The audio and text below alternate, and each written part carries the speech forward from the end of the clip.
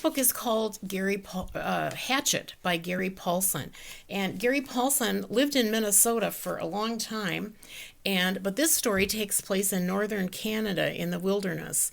But Gary Paulson has written many, many, many books. In fact, we've got an entire shelf that's nothing but just his books. But this one is actually one of Miss Nancy's absolute favorite books. It begins with a boy, Brian, the only passenger on a small plane flying to meet his father in northern Canada. The pilot dies and he is alone in the plane flying over the wilderness. The story is how he survives and lives alone for 54 days.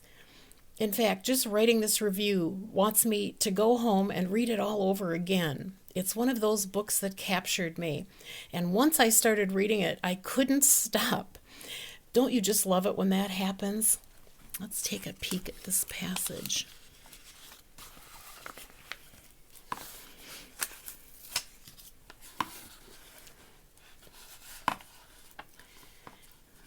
The pilot had been talking just a moment ago, complaining of the pain. He had been talking. Then the jolts had come. The jolts that took the pilot back and had come, and now Brian sat there with a strange feeling of silence in the thrumming roar of the engine. A strange feeling of silence and being alone. Brian was stopped. He was stopped. Inside, he was stopped. He could not think past what he saw, what he felt. All was stopped. The very core of him, the very center of Brian Robeson, was stopped and stricken with a white flash of horror, a terror so intense that his breathing, his thinking, and nearly his heart had stopped. Stopped.